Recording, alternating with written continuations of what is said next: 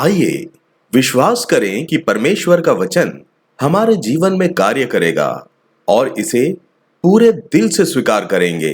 मेरे प्रियजनों, हमें बाइबल के साथ मजबूत अटूट बंधन रखना होगा। कृपया सावधान रहें, क्योंकि मैं आपको इसका कारण बताता हूँ। प्रकाशित वाक्य की पुस्तक अध्याय 12 श्लोक 11। प्रकाशित वाक्य 12:11 में, कल जब आप सब आए तो कृपया एक कलम, कागज और एक बाइबल लेकर आएं, क्योंकि हमें सिखाई जा रही बाइबल की आयतों को लिखने की जरूरत है। इसके प्रति खुले रहें और इसे सीखें, और हमें इसी तरह आगे बढ़ना चाहिए। हमें सिर्फ सुनकर चले नहीं जाना चाहिए। आप जानते हैं क्यों? कल जब आप सब यहाँ आएंगे तो मैं आपसे पूछूंगा कि आपको कितना याद है, और मुझे यकीन है कि आप सुने गए 10 छंदों में से एक भी याद नहीं कर पाएंगे। ऐसा इसलिए है क्योंकि हमारा ध्यान केवल 20 मिनट तक ही रहता है। हम ऐसे ही हैं। इसके अलावा आप जो भी करें उसमें आपको प्रयास करना चाहिए। मेरे कहने का तात्पर्य ये है कि आप जो भी करना शुरू कर रहे हैं उसमें प्रयास करें। जब भी सुनने आए तो सुनना चाहिए। ऐसा करने में आपको शर्म महसूस नहीं करनी चाहिए। जब मैं अमेरिका में था, जब हमें भूख लगी तो मेरा एक दोस्त मुझे कुछ खाने के लिए पिज्जा की दुकान पर ले गया। मैं पॉल्सन व हमारे एक अन्य मित्र के साथ गया था। हम वहाँ एकांतवास के लिए गए थे, जिसके बाद हम सभी भूखे थे और हमारे दोस्त ने कहा कि वो हमारे लिए कुछ खाना लाएगा। तो हम एक पिज्जा स्टोर में गए। मैंने ये परिधान पहना हुआ था, वहाँ इसे कोई नहीं पहनता। हम गरीब भारतीय ये सफेद कपड़ा पहनकर वहाँ गए थे। उन्होंने शायद सोचा कि मैं इस्लामी आस्था का हूँ, क्योंकि वे ही वहाँ सफेद वस्त्र पहनते हैं। तो हम सभी अपने पिज्जा का तैयार होने का इंतजार कर रहे थे। जब हम इंतजार कर रहे थे, मैंने कुछ देखा। वहाँ मैंने एक प्रोटेस्टेंट महिला, एक युवा महिला को देखा। वो मुझसे छोटी है। वो समर्पित भाव से बाइबल पढ़ रही थी और अपने भोजन के तैयार होने का इंतजार कर रही थी। अपना कोई भी समय बर्बाद ना करने के लिए उत्सुक थी। ये देखकर मुझे बहुत शर्म महसूस हुई। मैंने अपना कसाक गर्व से पहना, लेकिन मेरे हाथ में बाइबल नहीं थी। वो मेरी कार में था। लेकिन जब मैं पिज्जा स्टोर पर जा रहा था, मेरे मन में यह कभी नहीं आया कि मैं अपनी बाइबल अपने साथ ले जाऊं और उसे पढूं। मुझे शर्म महसूस हुई। ये अमेरिकी महिला, मुझे पूरा यकीन है कि वो प्रोटेस्टेंट आस्था की थी, क्योंकि हम कैथोलिक कभी भी बाइबल को अपने हाथ में नहीं रखते। हम अपने गौरव और अहंकार को बहुत अधिक महत्व देते हैं, है ना? तो वहां वो अपना पिज्जा का इंतजार कर रही थी। इसे तैयार करने में लगभग 15 मिनट का समय लगता है। इस दौरान वो वहां बाइबल पढ़ रही थी। मेरे प्यारे बच्चों, वो क्या है जिसे हम उठाते हैं? हम किसे बढ़ावा दे रहे हैं? हम अपने जीवन में किसको महत्व देते हैं? भगवान ये सब देखता है।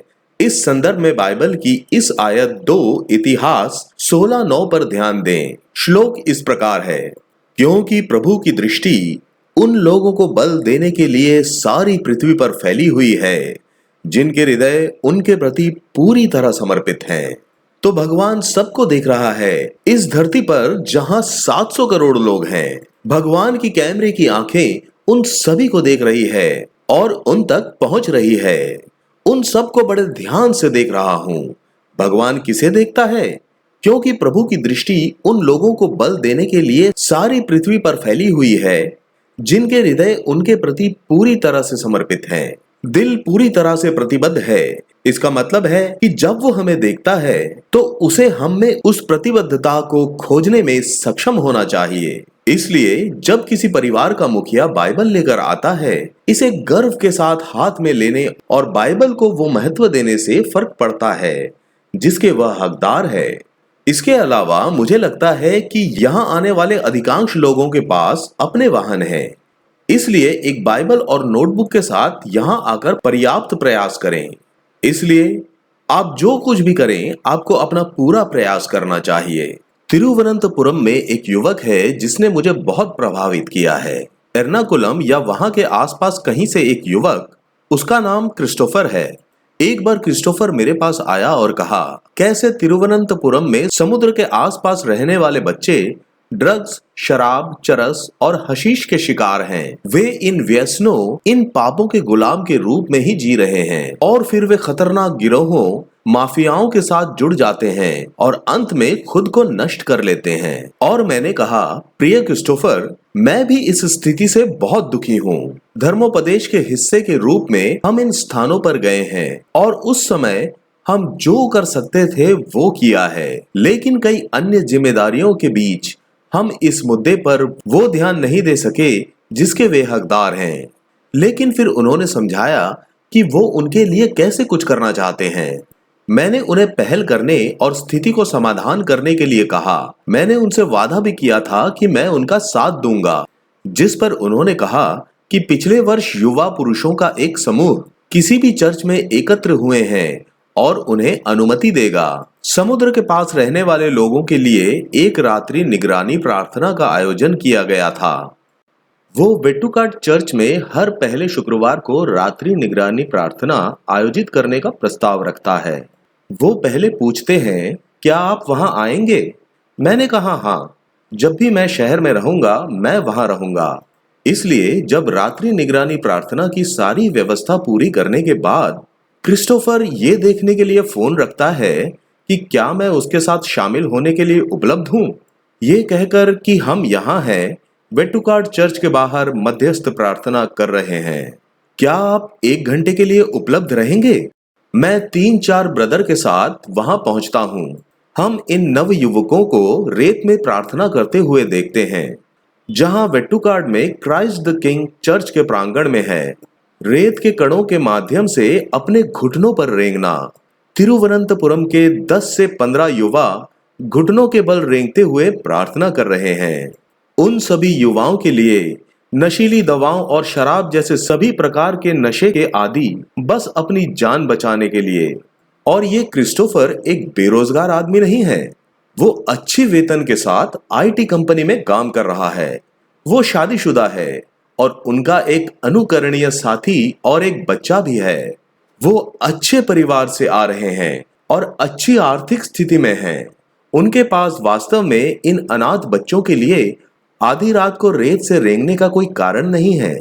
किसी भी युवक के पास ऐसा करने का कोई कारण नहीं था, लेकिन वहां वे अपनी बाहें फैलाकर राजधानी शहर तिरुवनंतपुरम की खोई हुई पीढ़ी के लिए प्रार्थना कर रहे थे। उन्होंने प्रार्थना की, प्रभु यीशु, हम यहाँ खोए हुए जीवन के लिए बलिदान कर रहे हैं। अतः जब ये युवक क्रिस्टोफर के नेतृत्व में मध्यस्थता कर रहे थे, हम भी वहां गए और लगभग 1 घंटे तक प्रार्थना की। मेरे प्यारे बच्चों, वास्तव में एक कारण है कि मैंने इस घटना को साझा किया। लगभग 1.5 महीने पहले जब हम रात्रि निगरानी प्रार्थना में भाग ले रहे थे, जो शाम 6:30 बजे से अगली सुबह 6:30 बजे तक शुरू हुआ, हमने क्रिस्टोफर को कुछ शब्द साझा करने के लिए कुछ समय दिया। सुबह 2 बजे से 3 बजे तक।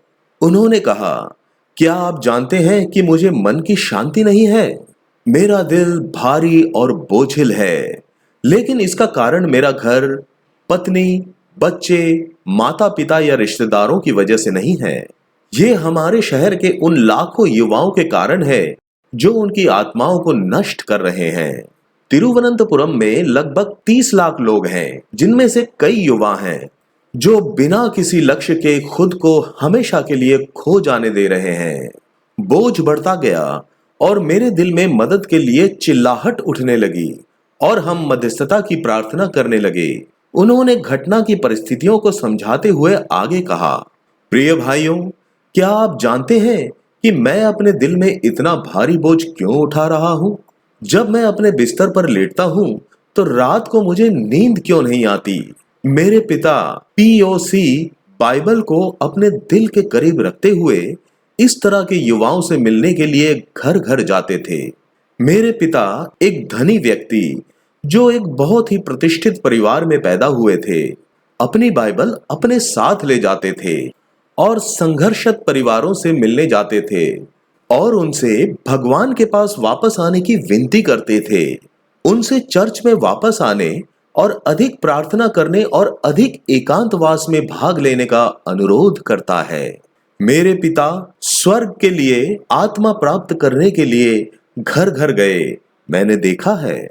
और इसलिए भाइयों और बहनों, तिरुवनंतपुरम शहर में गंदगी और पाप की कोई कमी नहीं है। पाप करने के 100 नहीं बल्कि 1000 तरीके हैं।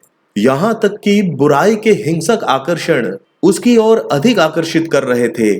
क्या आप जानते हैं कि किस बात ने उन्हें इसमें पढ़ने से रोका? ये उनके पिता को बाइबल लेकर घूमते देखने की स्मृति थी।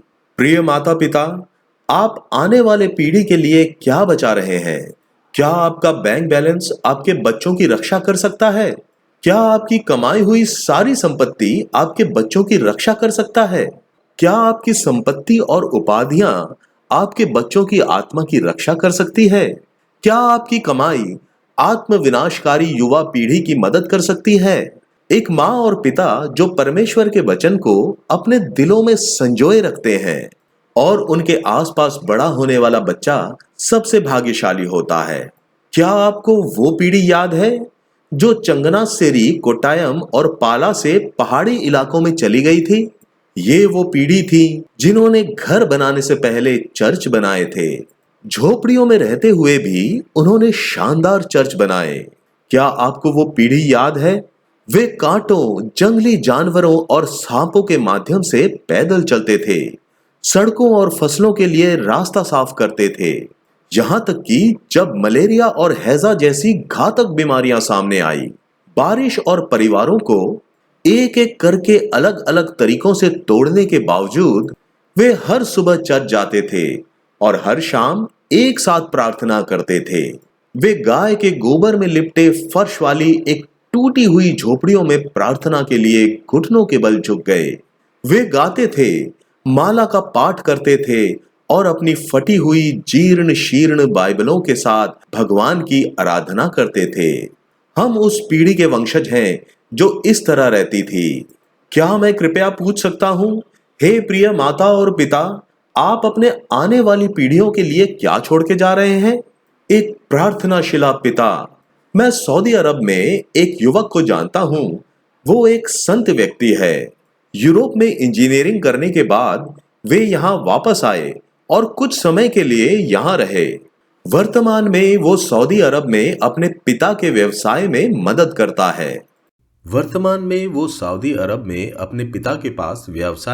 करता है। अगर उसे 5 दिन की फुर्सत मिलती है तो वो अपने घर लौट आता है। वो घर लौटता है किसी और चीज के लिए नहीं, बल्कि अगर मैं यहाँ हूँ तो वो मुझे धर्मोपदेश करने के लिए साथ ले जाता है।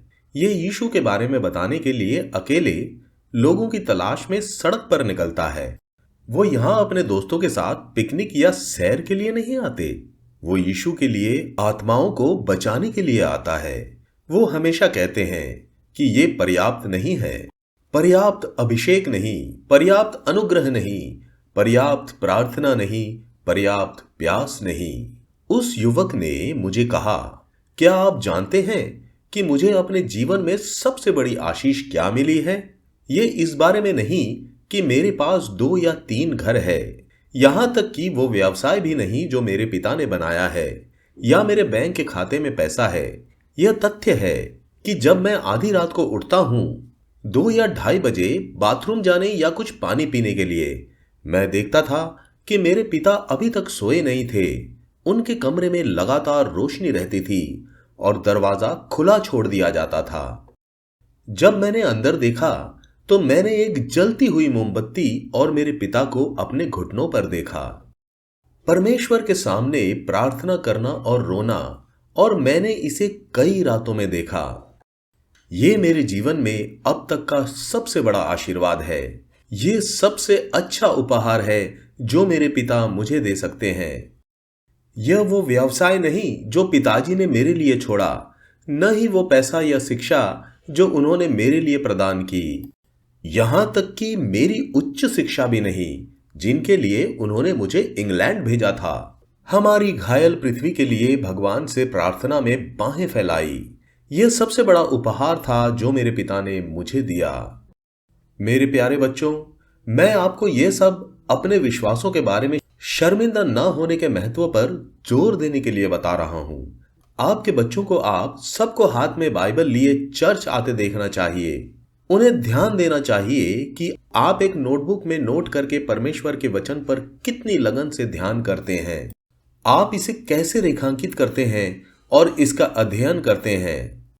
एक पिता और माता अपने घर में बाइबल पढ़ रहे हैं, जिसे आपके बच्चों को देखना चाहिए। मैं एक छात्रावास में रहता हूं। ये लड़कों का छात्रावास है। उन लड़कों के माता पिता जिन्हें विदेश से यहां पढ़ने के लिए भेजा गया है, मेरे सामने हाथ जोड़कर दुखी और आंसू के साथ आते हैं। आंसू नहीं बल्कि खून उनके गालों के नीचे बह रहा था, क्योंकि वे सहायता के लिए चिल्ला रहे थे। जब हम उन्हें रोते हुए देखते हैं तो मेरा दिल टूट जाता है। हम क्या कहें, हम क्या कर सकते हैं। वे बच्चे के आत्मविनाश पर अपना दुख व्यक्त करते हैं। वे मुझसे अपने बच्चों को बचाने की मदद मांगते हैं। कई बार मैं उन्हें ये बताने के लिए मजबूर महसूस करता हूं कि मैं वास्तव में क्या कहना चाहता हूं, लेकिन अगर मैं ऐसा करता हूं तो मुझे पता है कि ये उन्हें बहुत पीड़ा देगा। इसलिए मैंने उनके मुंह पर यह कभी नहीं कहा, लेकिन मैंने इसे अपने दिल में कहा है। क्यों है पिता माता, आपने उन्हें 18, 19 और 20 वर्ष की आयु तक परमेश्वर के पास जाने का मार्ग क्यों नहीं सिखाया? आपने जीवन के 19 से 20 वर्षों तक परमेश्वर के बिना बच्चों की परवरिश करने के बाद आप एक नियुक्त सेवक, नन या वार्डन से उन्हें सुधारने और उन्हें परमेश्वर के पास लाने की अपेक्षा क्यों करते हैं? क्या वे परमेश्वर की ओर मुड़ेंगे? हे माता, मैं इस सवाल को कई बार पूछना चाहता था। मैंने कभी पूछताछ नहीं की, क्योंकि मैं उस मां को चोट नहीं पहुंचाना चाहता था। मैं जो कहने की कोशिश कर रहा हूं वो है, क्या आपके बच्चों ने आपको प्रार्थना में फर्श पर घुटने टेकते देखा है? क्या आपके बच्चों ने उपासना में आपकी उठी हुई बाहें देखी हैं? क्या आपके बच्चों ने आपको उपवास करते देखा है? क्या आपके बच्चों ने आपको हाथ जोड़कर प्रार्थना करते देखा है? क्या आपके बच्चों ने आपको वेदी के पास खड़े होकर मांस के लिए जल्दी पहुंचते देखा है? अगर उन्होंने इसे देखा है तो वे नष्ट नहीं होंगे। मैंने एक बार मेडिकल कॉलेज में नर्सिंग आध्यात्मिक चिंतन का नेतृत्व किया। एक युवती मेरे पास आई और बोली, पादरी, मेरा भाई कल सुबह मुझे छोड़ने आएगा। कृपया सुबह 9 बजे बाहर खड़े हों और उसे मिलने की कृपा करें। वो फूट फूट कर रोने लगी, क्योंकि उसने बताया कि वो खुद को कैसे नष्ट कर रहा है। मैंने उसे बताया कि कैसे मेरे पास उन विद्यार्थियों के लिए मिलने का समय नहीं था जो आध्यात्मिक चिंतन में भाग लेने आ रहे थे। और उसने कहा, पादरी, कृपया उसे देखें, और उसने मुझे उसे देखने के लिए मजबूर किया। अगले दिन सुबह 9 बजे मैं सड़क पर खड़ा हुआ और वो उसे छोड़ने के लिए प्रथागत समय पर आया। वो आया और जब उसने छोड़ दिया तो उसने मुझे ये पुष्टि करने के लिए देखा कि ये उसका भाई है। तो मैंने उसे बुलाया और वो आ गया। मैंने पूछा कि वो कैसा है और क्या वो किसी जल्दी में है। उसने उत्तर दिया कि वो नहीं है। मैंने उसे कहा कि एक उत्कृष्ट काउंसलर मेरे साथ है, जाओ उसे देखो। वो करीब 2-3 घंटे काउंसलर के साथ बैठे। बाद में दोपहर को करीब 12:30 बजे काउंसलर उनके साथ लौट आए और मुझसे कहा कि उसे मुझसे कुछ कहना है, और वापस चला गया। उसने अपनी जेब से गांजा का एक पैकेट निकाला जो अच्छी तरह से लपेटा हुआ था। मैंने देखा कि शिक्षित युवाओं के पास गांजा का उपयोग करने का एक अनूठा दृष्टिकोण था। वे हमारी पुरानी पीढ़ी की तरह धुएं का उपयोग नहीं करते हैं और उनके पास बेहतर सुविधाएं हैं। उसने मुझे कुछ भांग और आयातित कागज दिए जिसका उपयोग वे इस उद्देश्य के लिए करते हैं। उसने अनुरोध किया कि भविष्य में प्रलोभन से बचने के लिए मैं इन चीजों को अपने पास रखूं। उसने कहा कि वो अपने मन की बात करना चाहते हैं और एक वास्तविक और ईमानदार स्वीकारोक्ति करना चाहते हैं। उसने पूछा कि उसे इसके लिए कब आना चाहिए और मैंने उसे 4 दिन में आने के लिए कहा। वो आया, फूट फूट रोया, एक सम्मानजनक स्वीकारोक्ति की और फिर चला गया। अगले दिन वो वापस आया और कहा कि वो मुझे कुछ बताना भूल गया था। उसने पूछा, क्या आपके पास इंटरनेट है? मैंने कहा हाँ। उसने मुझे गूगल ब्राउज़र खोलने के लिए कहा। फिर उसने गूगल में टाइप किया और मुझे उन उपकरणों की छवियां दिखाई जिनसे मैं परिचित नहीं था। जब मैंने उससे पूछा कि ये क्या है, उसने खुलासा किया कि ये एक उपकरण का एक टुकड़ा था जहां एक ही समय में कई लोग गांजा पी सकते हैं। ये पहली बार है जब मैंने इसके बारे में सुना है। मैंने कहा, क्या आप इसी तरह धूम्रपान करते हैं? उसने कहा कि वो भीतर से जला हुआ महसूस करता है। फिर उसने कहा कि मैं कपड़े उतारूंगा और आपको कुछ दिखाऊंगा। उसने कपड़े उतारे और उसका पूरा शरीर दुर्घटना के निशान से ढका हुआ था। मैंने पूछा, ये कैसे हुआ? उसने बताया कि कैसे अपनी बाइक पर बेंगलुरु से मैसूर की यात्रा करते समय गांजा के प्रभाव में राष्ट्रीय राजमार्ग पर एक टैंकर लॉरी ने उसे टक्कर मार दी और वे वहीं लहूलुहान होकर पड़ा रहा।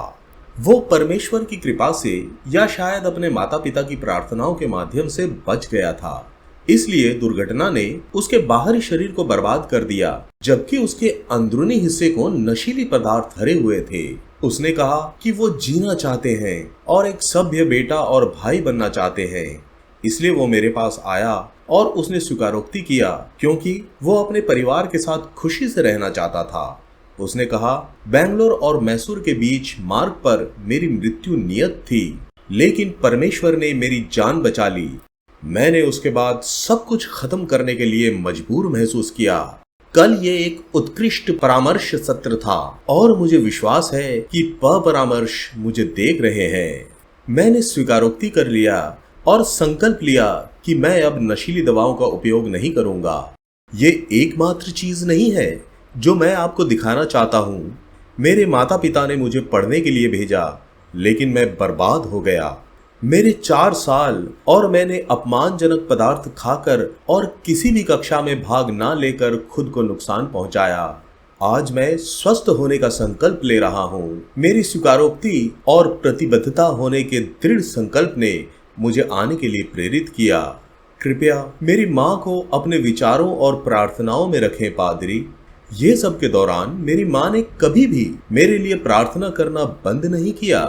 उसने कहा, हर सुबह मैं अपनी माँ को घुटनों पर बैठकर मेरे लिए रोते हुए देखता था, मुझे एक बेहतर इंसान बनाने के लिए परामर्श से याचना करते हुए।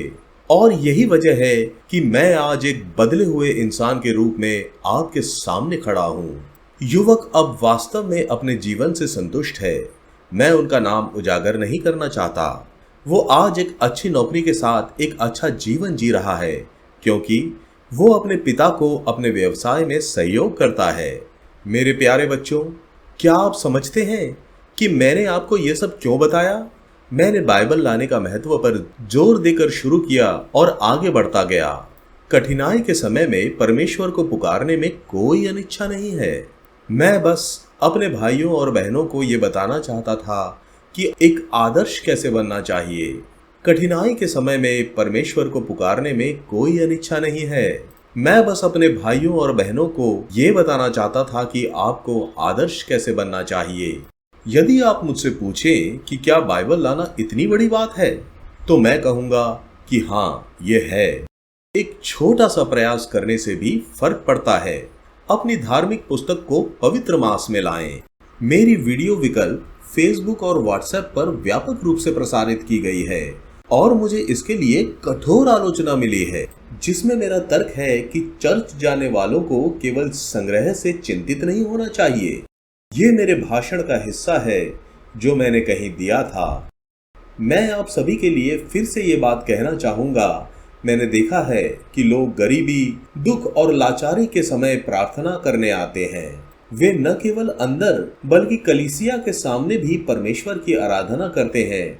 लेकिन जैसे जैसे स्थिति बदली और उन्होंने शिक्षा प्राप्त की, स्थिति, पैसा और सामाजिक स्थिति, जब उन्होंने गाड़ियां मारुति 800 से ऑडी कारों की ओर रुख किया, उन्हीं लोगों को परमेश्वर की आराधना करना शर्मिंदगी की बात लगती है। ये मेरे हृदय को दुख से भर देता है। कुछ लोगों का मानना है कि परमेश्वर की आराधना उन लोगों के लिए है जिनके पास करने के लिए कुछ भी बेहतर नहीं है।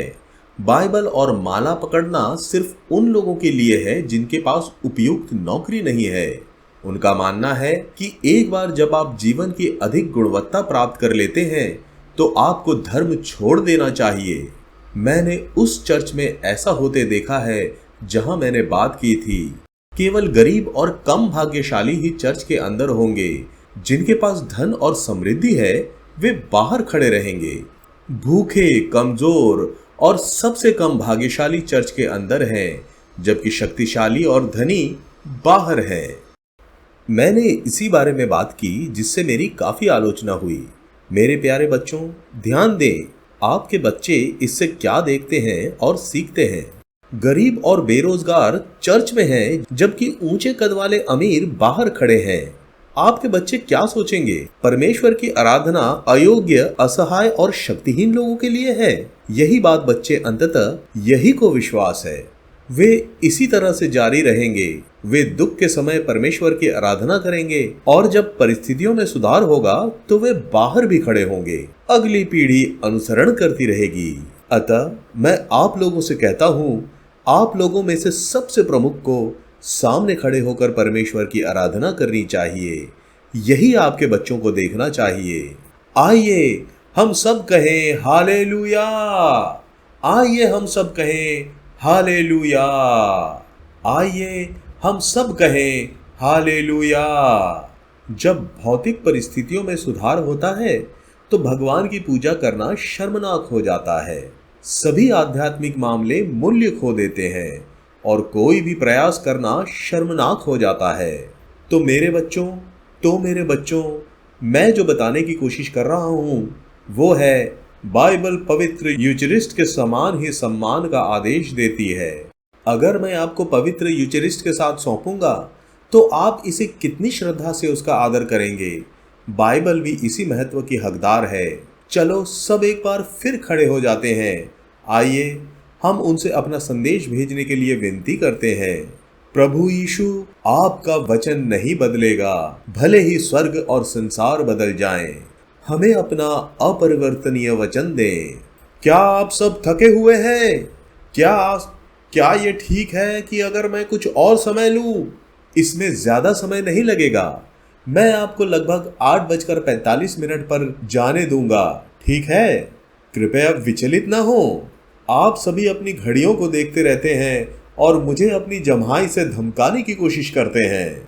आइए हम सभी अपनी आत्माओं में प्रवेश करने के लिए उनके वचन की शक्ति की खोज करें। हम एक अधिक कठिन विषय पर आगे बढ़ रहे हैं जिस पर अधिक ध्यान देने की आवश्यकता है, इसलिए ध्यान से सुनो। हमारी कक्षाएं सिर्फ शुरुआती स्तर पर थीं, अब हम उच्च स्तर पर आगे बढ़ रहे हैं, इसलिए इस पर अधिक ध्यान देने की आवश्यकता है। आइए प्रार्थना पूर्वक सुने। आइए हम सब अपने हाथ ऊपर उठाएं और प्रार्थना में शामिल हो। आइए आज रात परमेश्वर के वचन को खाने और चबाने की इच्छा से भरे होने के लिए प्रार्थना करें। आइए हम सब कहें हालेलुया।